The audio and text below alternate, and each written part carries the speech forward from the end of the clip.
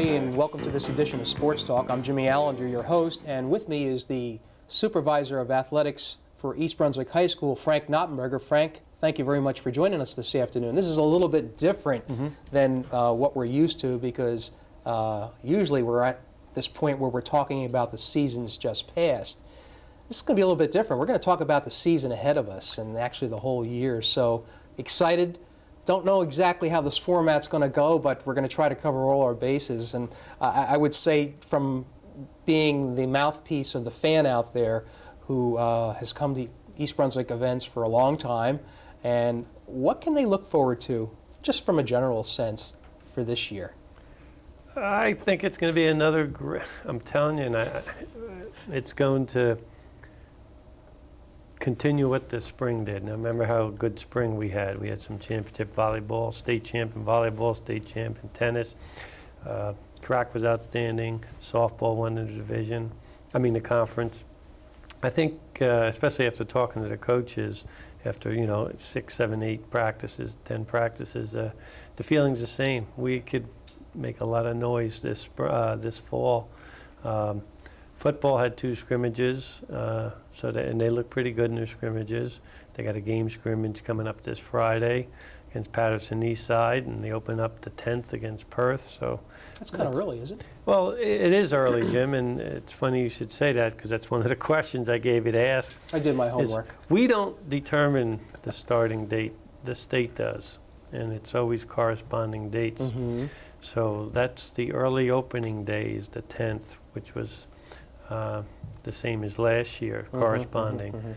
So it seems earlier, and we have 2 weeks of preseason practice because of the Labor Day being late. I think it's all because of Labor Day. Yeah, okay. But yeah, it seems a little early, the 10th, but the kids, it didn't affect their enthusiasm or attendance at practices. We had great turnouts. So it is a little bit early from our point of view. We're used to the September 1. Right. But we're going to be pretty good. We're going to be pretty good in a lot of sports. I don't know if we're going to be outstanding state championship, but we're going to be pretty good in all sports. You know what it is? From my perspective, the success of East Brunswick Athletics is actually known. As a matter of fact, where did I see in one of the periodicals the best successful sports town? That was Recreation. That was in, was it Sport Magazine? Or that's where it was, yeah. Or Sporting News, or one of those, the Recreation. And that's a big part of our success, that and the 8th grade programs. Yes. That's where you have to teach the kids, It's easy to coach the kids baseball. Right. It's easy to coach the kid, but are you teaching the kid baseball? You're teaching him why he goes from first to third, or why he tags up in a situation or takes a hit. Or in football, why you let the punt roll. When we have to do more teaching. The kids, some of them aren't as knowledgeable in sports about the rules and the strategy and the things we take for granted. Sure. But the Recreation 8th grade programs, they do a pretty good job for us in teaching the kids. Well, I think you're being modest. I think the recreation programs are, in many respects, the foundation for a lot of the success that the high school has enjoyed. And you gave the reasons why. Right. So obviously, and with a lot of interested and dedicated parents behind those recreation programs, a township administration that's behind it, it all comes together, and we see it as wins and losses and successful programs at the high school level. At the top of that pyramid is the high school varsity program, and take a look at the successes. Look at the Heather O'Reilly. We were just talking about her before. Yep. She came through the system. She came through the system. Right, she was a recreation soccer kid as a little peanut. Yeah.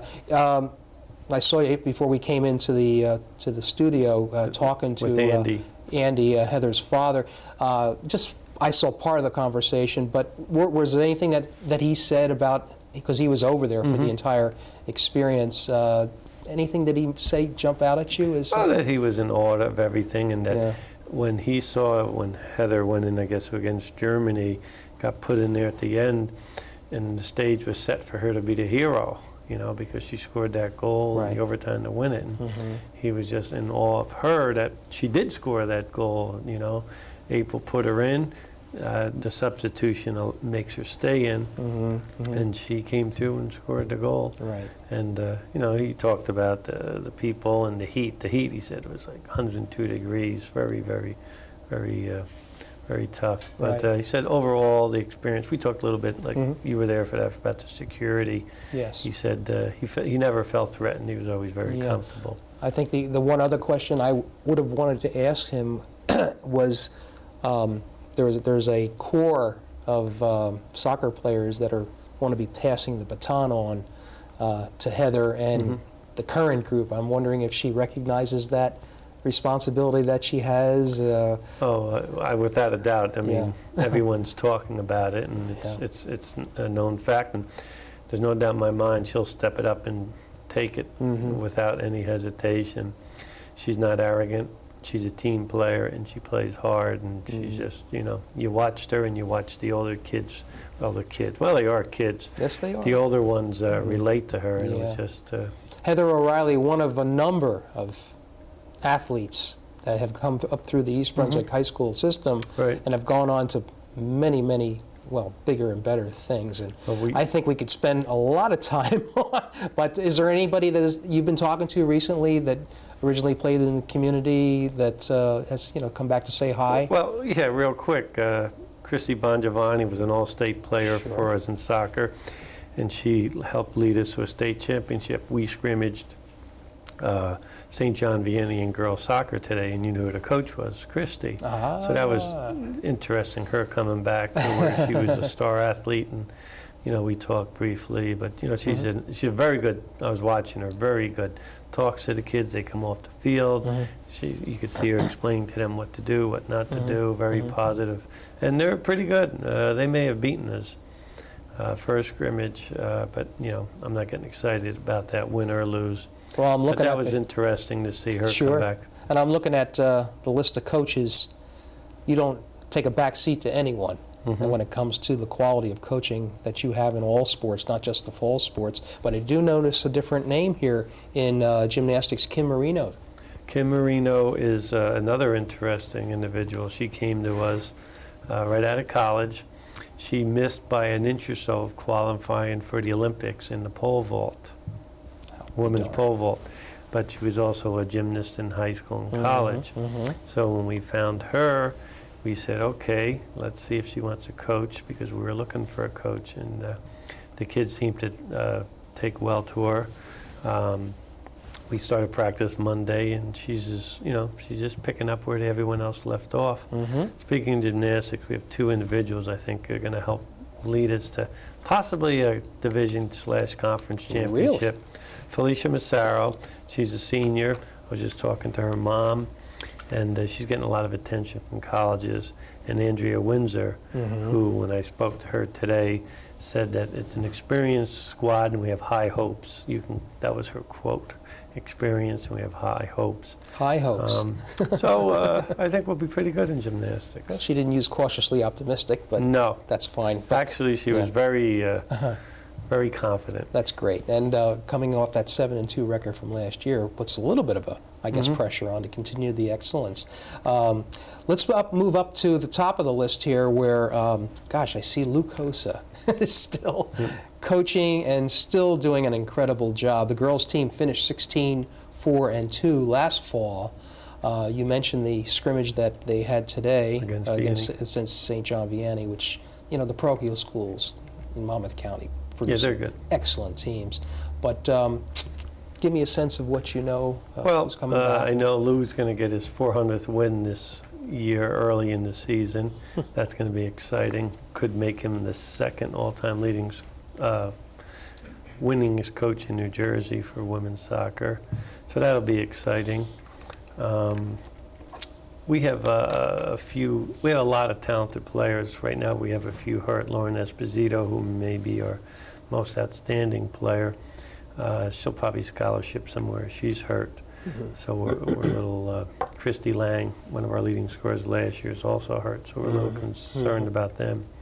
But three of the other seniors will provide leadership for us and should take us to like Louis said, well, we'll play him and we'll see what happens. That's the way he always That's looks Louis. at. We'll see what happens. Yeah. We have an Amanda Nagy, who was our goalie last year, did a great job for us. Stephanie Blanner was a starter. Mm-hmm. And my favorite player, Frank Noppenberger, is also a returning starter, one of the co-captains or tri-captains or quad captains, whatever. But we're going to be okay. We had a great JV team last year, Mm-hmm. and the thing is they know how to win. Mm. And it's not arrogance, but there's a little bit of a swagger when they walk that they think they're going to beat Sure. anybody. But meanwhile, the competition has, I don't want to say catch up. Yeah, they have. You know, okay, but I mean, I'm starting to think, you know, in Middlesex County, not just East Brunswick, it's Old Bridge, it's J.P. Stevens, it's all the, you know, the teams that used to be also-rans, now they're with East Brunswick. I think what you said before, and you know, I tried to mention that too, is it's the rec programs and the travel, soccer's, and then kids developing their talent in there, and that's why those towns, we were ahead of everyone, and they've come back, and now they're starting to challenge us, but we still have, I don't know if it's a mystique, but we're confident going in there, Mm-hmm. and it should be exciting. Right. Any games going to be played on the football Yeah, field? we have, now you're given that we're playing Piscataway there at night Okay. for senior night, early October. Okay. If anyone out there would like to know, they can call my office. Mhm. Is there a and we're gonna website or cover- anything that Yeah. they can access to Right. get all the scheduling information? Right, the school's website is Okay. all on that, or they can call me and we'll give them a hard copy. It's We just sometimes- finalized all those today, Jim. Mhm. It's funny. Okay. People are constantly changing at the last minute schedules, and it's such a... Well, I thought you were in control of that situation. Well, we are, but you call the other school and they say, we can't I play see. today. Can we play at 4 o'clock? Can we play at 5 o'clock? Right. You know, Mhm. and it's frustrating, and the parents and the kids, they don't understand, well, why can't you give us a schedule? Well, if you give the schedule out early, there's 3 or 4 floating around there. Yes. So I hold off as much as I can to the end. But the fact of the matter is there's a lot of parents and fans that it's difficult to get to an afternoon contest. And so if they have an understanding that there's going to be more than one or two night games, it might be conducive Yeah. for them coming. So that'd be great. I'm not sure how difficult it is. It's amazing, everyone, with these flex times, Jim. I mean, you ever go down the Turnpike or the Parkway in the middle of the All the afternoon? time. Well, doesn't anybody work? So where's everybody going? Okay, we're going to leave that alone. And let's move on to, all these sports are like in my mind because having just watched the Olympic Games, but boys cross country. The boys team last year finished 6-1 under Rick Murray, and the girls cross country team finished 5-2 under Mike Talbot. It's commendable Right, records. they both have about the same type of expectation going into the season. Mike Talbot, the girls' coach, thinks this will be his best team. So in the last 5 or 6 years, this will be the best team for the girls.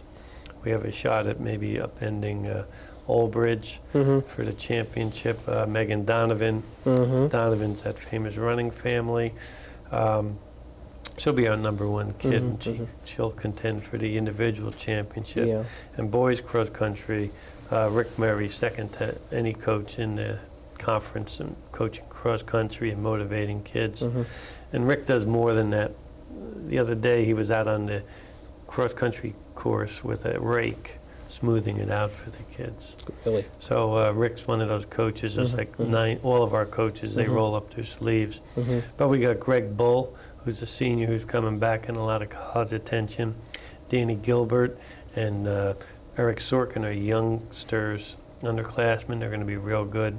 And then just at the time trial the other day, Mr. Murray was telling me about Neil Rebele being an outstanding, making progress. So we're going to be good. And boys this is going to be girls. a sport where you're going to be good enough to not only do well dual meet-wise, but also Yeah. in the meets like the GMC meets, yeah. the invitationals, and beyond. Yeah. Okay, that's we're great. gonna We're going to be pretty good in that, right? All right. Let's move on to football, where Marcus Borden again returns. I'm going to say for his 22nd season. Does that sound reasonable? I thought 83 was the Yeah, and around there, Jim. Okay. Finished last year with a 4-6 record. Started fast, then had a hit a lull, and then continued on. I don't know. You lose a lot, but you just talked about before you got a lot coming back as well. So he said to me, I said, well, what do you think, Coach? He says, what do I think? God, he's getting old. He says, we got high expectations. We got 14 starters coming back. Then he said, well, 2 of them are hurt. So Zelak and Aaron are hurt as we speak. But he's got a lot of, we're going to be quiet. I don't think we're going to blow people out. I think we got a very good defense. We've had 2 scrimmages against Colonia, and then today was against Hillsborough, and we did okay. And we have a game scrimmage coming up. What's okay mean? I don't understand. The scrimmages can go any way you want them to. And I'm not looking for, like a forecast from you, but, this is the GMC Red. Yeah, we walked away pleased with our defense, and we've got to work a couple things out on offense. Okay, well, if the defense... We scored, and we did pretty good on defense. Got a quarterback yet? Yeah, we have Mariano's coming back, Matt Mariano. All right. Got nice, quick feet. Throws a nice ball. Better probably on the rollout than the drop back, but he's elusive.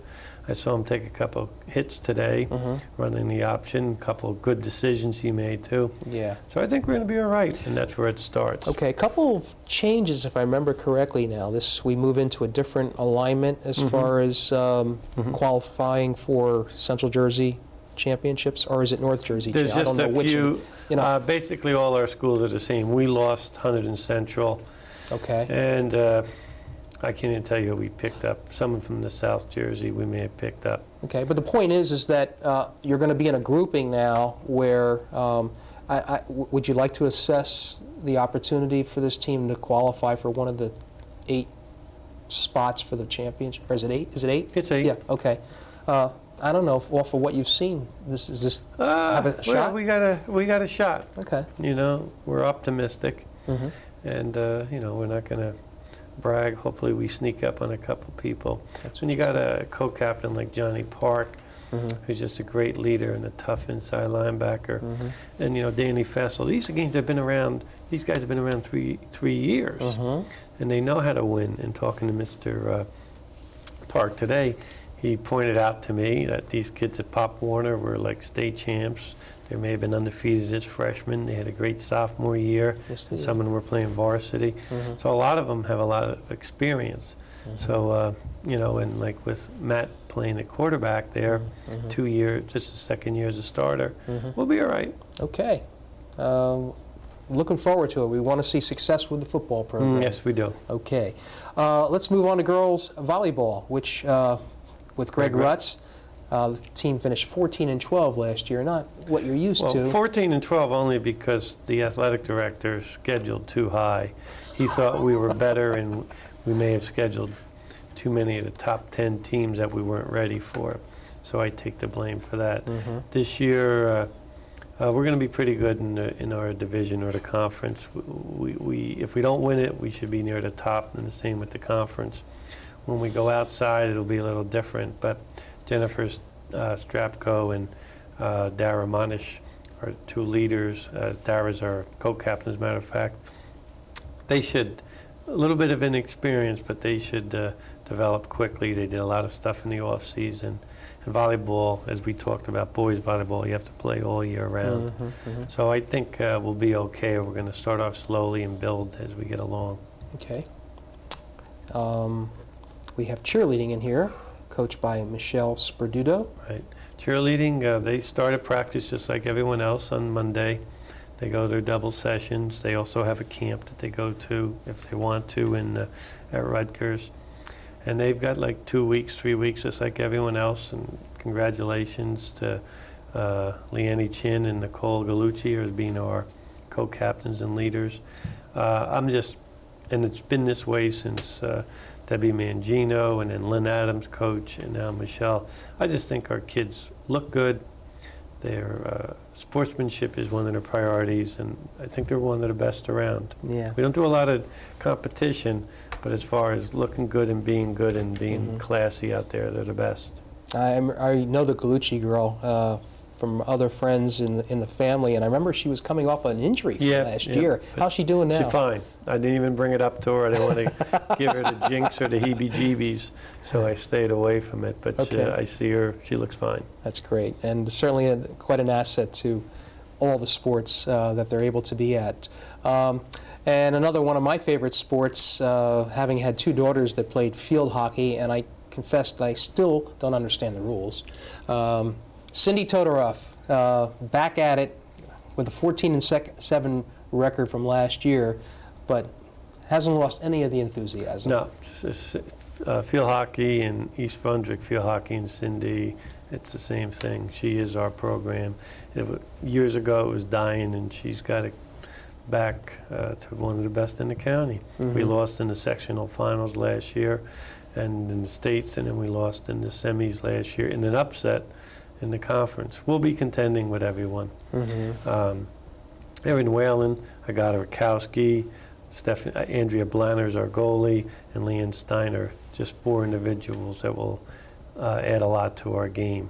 And I know I'm probably missing someone, and I apologize, but there are four names just jumped out at me. Coach, how are we going to do?